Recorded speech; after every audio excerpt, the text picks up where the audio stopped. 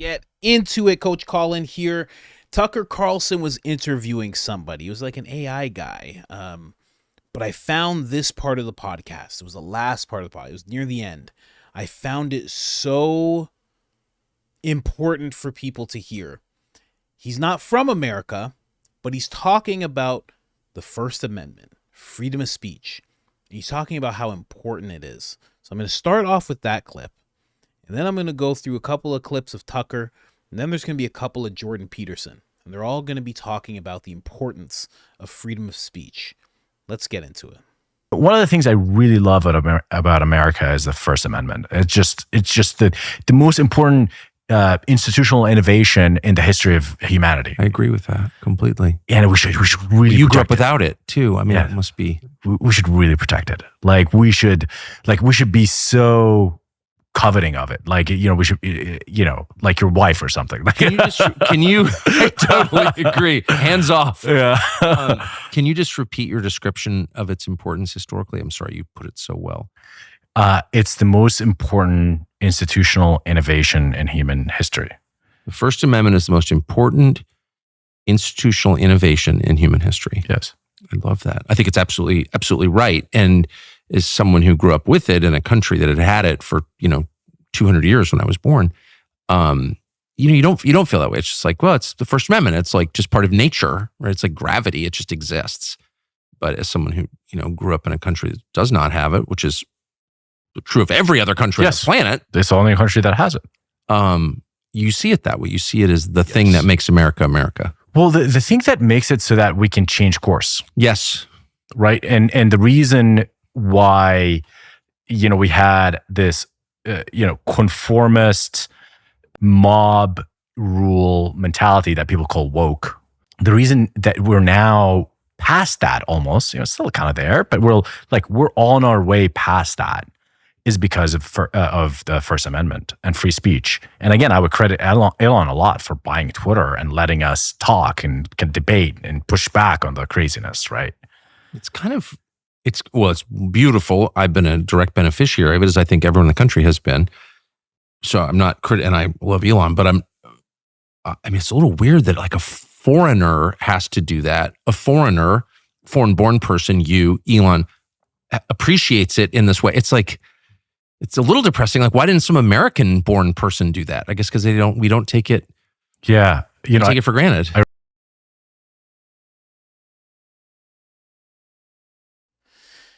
Take it for granted. Take it for granted, definitely. I like what Tucker said. You kind of just grow up with it, and it's just there. It's a part of nature. That's very true. I would suggest people, I'm going to move on to the next clip. Go read Canada's, what do they have a Charter of Rights. Go read what the UK has. Go read what New Zealand has. Go and see if you can find what African countries have. Go check what India has. You're not going to find the First and Second Amendment anywhere else in the world. Nowhere else in the world. That's why it's so important. And Ben Carson, while he was sitting with Tucker Carlson, he was talking about how he thinks that the America that exists today with the First and Second Amendment, right? He was saying how that might just be the thing standing in between the rest of the world and a one world government of sorts. Because it's either, when it comes to the whole one world thing, it's either everyone's going to operate the way America does, and that's not good for the people in charge, or you have to tear that document down, loophole it, skirt around it, figure out ways around it. Oh, well, no, First Amendment, but not hate. Not hate, though. Black people. You want to be nice to black people, don't you? Oh, well, I do want to be nice to black people. How about Asian people? Don't you want to be nice to Asian people? Oh, well, I do. And you don't want to commit crimes, do you? Oh, well, maybe we should change. That's what they're slowly trying to do with this inclusivity. But if you look at inclusivity, everywhere you look, go check out inclusivity. Go check how much of it is actually control. Go look at it. Look at it anywhere. Anywhere. DEI, whatever you want to do. Go find inclusivity everywhere. And go see if it's not actually about control. It is. It is. Just check it. Go see if tolerance isn't really about control. You know? It's like if you and I are talking and I want you to be more tolerant, right? And I let you know that your mindset is actually intolerant, and that's no good. And that's kind of poisoning and disrupting the way things could be, the utopia that we could have. And I have this tolerant mindset. But what I keep doing to you is I keep pushing all of these things on you constantly and trying to make you tolerant of them. If I do that enough, if I meet you and I'm like, well, you should be tolerant, there should be tolerance, and then all of a sudden I get inside the driver's seat of your car and I'm like, wow, well, I'm black. What do you think? I'm going to steal it? I mean, you should really be more tolerant. And you're like, well, can I come in? You're like, and I'm like, oh, well, I guess today you can. Yeah, sure. But I mean, this should be our car. And the next thing you know, I'm driving to your house and I'm like, well, I should be allowed in the house. I mean, what, you have a problem with black people? You should kind of be more tolerant. And before you know it, I've taken over your whole life. And you're just trying to be tolerant. There is a problem that no one talks about with tolerance. I'm getting off track a little bit. There's a problem that no one talks about with tolerance. If you're tolerant of everything, you get into some deep, disgusting water. You really do. I'm sorry, I just went off a little bit there. TED Talk Colin took over for a second here. But freedom of speech, go check it out anywhere else. It's so important. It's nowhere else. I say it all the time. America is the last stand. It's the last stand. Every other place, look at the UK now. People are, if you're a curious onlooker of a protest, they can arrest you. That means if you're just like watching intently and looking at both sides and seeing what's going on, they're like, oh, well, you're under arrest. They can do that. That's a real thing. Pull out your phone, you're under arrest. And to an American, that sounds crazy. What do you mean? I'm just filming you. So you see that happen all the time in videos. Not in other countries. Other countries, done deal. You're filming who? You're filming what? You're leaving in cuffs. And when we see that happen in America and someone gets arrested because they were filming, we know it's an injustice. Not in other countries. I'm telling you, really look into what other countries have in regards to, Charter of Rights or whatever, what have you. Because nothing is ironclad as the First and Second Amendment, and of course all the other ones as well. It makes up for an incredible country. Let's move on. Next clip, ladies and gentlemen, Tucker Carlson talking with Sagar of Breaking Point. Can't try to put people in prison for expressing opinions the government doesn't like or the ruling class doesn't like, or any opinion must be protected, or no opinions are protected. So anybody who seeks to limit my ability to say what I think, believe what I want, is treating me as a slave. I mean, not as a human being, and certainly not as a citizen. That's just really clear, and I don't know why people don't grasp this. But one sort of parenthetical, ironic note, to see people who spent a career mocking, the sensitive liberals on campus who want safe spaces and they're, feeling in danger because opinions are violence, say that exact same thing. People feel unsafe. What? No. Words are not violence. You have to tolerate them in a free society, or it's not a free society. You can't try to put people in prison for... Or it's not a free society. 100%. Let's move on quick. Before I get into a TED Talk right now, let's go on to this one. Whenever there is something that's verboten, you're literally not allowed to say or you'll be punished, that's the thing you probably should consider saying. Because they're not telling you not to say it because it's false. They don't care about lying. They are liars by their nature. They celebrate lies. Men can become women. Oh, right. No. What they hate is the truth. And so if there is an idea or even a phrase that you're literally not allowed to say, pay very close attention to that phrase, because at least they think it's true. That's why they won't let you say it. Huh. Whenever there is something that's verboten, you're literally not allowed to say or you'll be punished. That's the thing you probably should consider saying. 100%. Say the thing. Say the thing that you cannot say.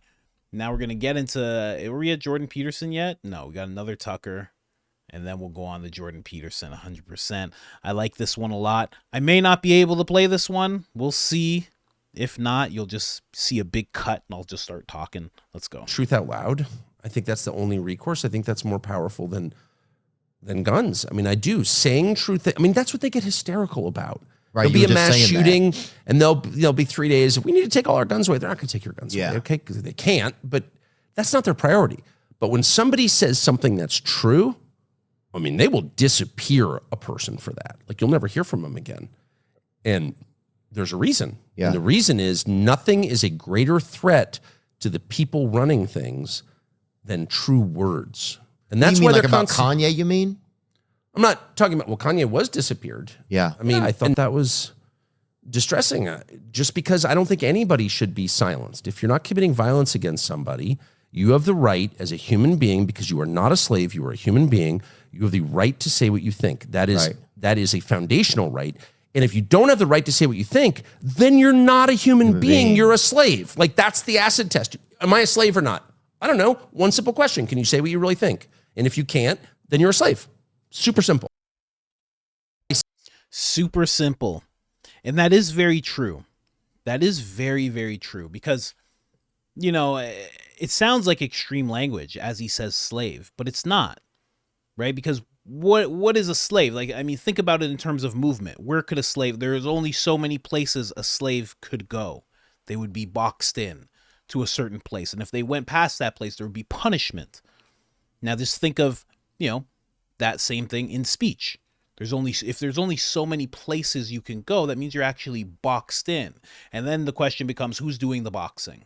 Who's the one setting these parameters and telling you that there's certain things that you can't say? Because then you are a slave, because then not only do you have to think about what you're saying, you have to not say it. Right? And that's where it becomes a little different. To have to think about what you have to say is one thing. But then knowing that you can't say it, now they have, you know, like a slave with the chain around the neck. Now they're pulling that a little bit. And that's not a good place to be in. You know, right now, again, in the UK, even in Brazil with what's going on, you can't just say, this is nonsense. You can't say, in the UK, so many people are like, Kamala Harris is a communist. And that's okay to say. You can't do that in other countries. You can't find someone who is a vice president now and say that they're communist or say anything about them that's horrible. Are you kidding me? You're gone. You're gone.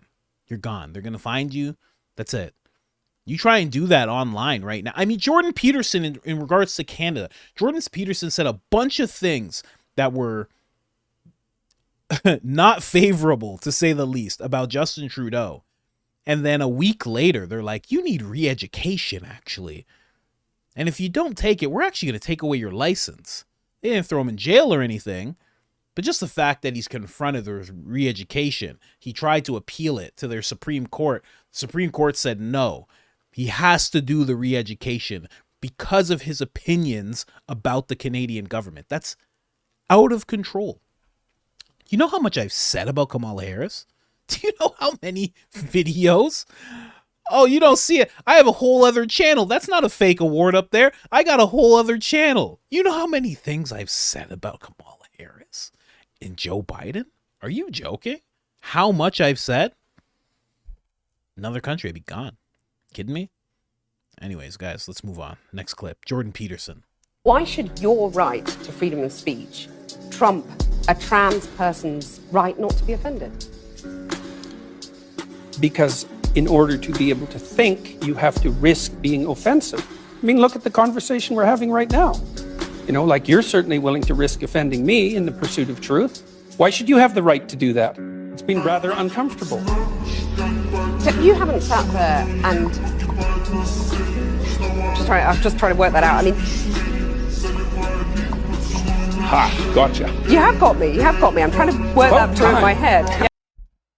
That's very nice. A mainstream host, anchor, interviewer, whatever you want to call it, is trying to work through her head why freedom of speech should be okay.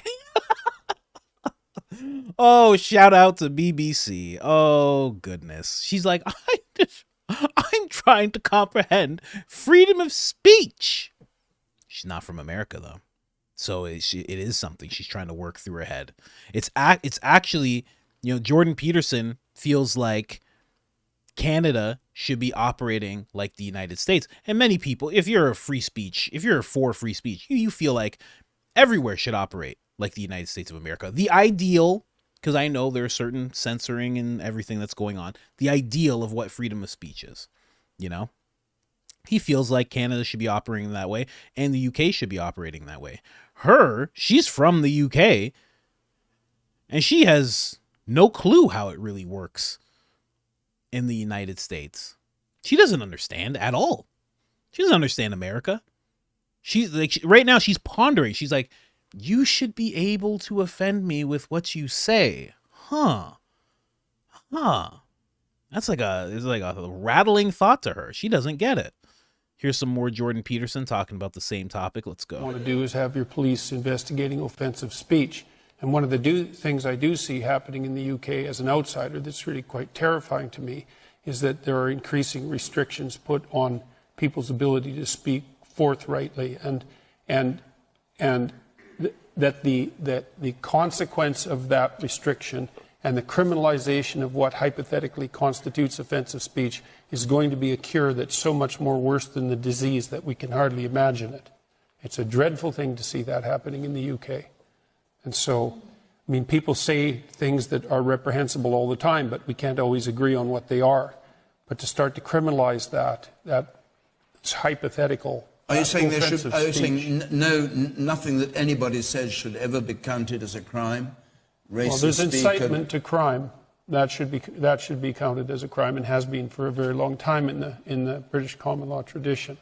But other than that, you should be very careful about what you regulate as speech. Who's going to regulate it? Who's going to define hate? That's the real issue. It's not that there's not hate. There's plenty of it. The question is who defines hate and how is it prosecuted? I'm not...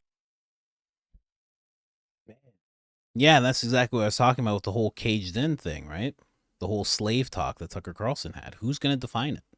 Who's actually going to define what hate is? You're going to leave it to somebody. You're going to leave it to people who barely interact with the general population of people and have lived in this ivory tower for almost their whole lives and consider themselves above the rest of the people. That's who's going to regulate what hate is. Really? That's who's going to regulate what you should be able to say online. People who barely even operate online to begin with should have that say. It's very, very interesting. And that's why the First Amendment works so well. And that's why it stood up for so many decades.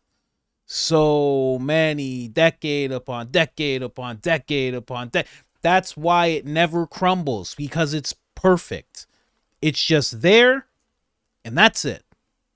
No one gets to regulate it. No one gets to manipulate it. No one gets to chip away at it, although people are trying. And that's how it should be.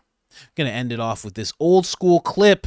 Jordan Peterson. This was Jordan Peterson's first clip where he was protesting having to be being compelled to use pronouns by law. He understood where it was going, and he was trying to appeal to the Canadian masses to let them know this is not the way to go. And what he says, this is the ending thought of how we should all think about this. I don't speak perfectly, and my arguments aren't perfectly formulated. Neither are anyone else's. And we have to be able to say what we have to say badly, or we won't be able to think at all. And I know where that leads. I've studied totalitarianism for 4 decades, and I know how it starts. Just a short, there's more to it, but that part sums it up perfectly. Your arguments, and I'm talking about you, I'm talking about me, Rogan, everybody. Your arguments are going to be shaky. They might even be bad. They might even be wrong. but you still have to be able to say them because and again, it goes back to the slave talk, being in certain parameters, because then you can't think. If they box you in enough, there are certain ways that you will no longer be able to think. You won't be able to do it. It's not that you won't be allowed to do it. At first, it's allowed. Eventually, it will just become, oh, I don't think like that. That's why it's so important to be able to say whatever it is that you have to say, you know?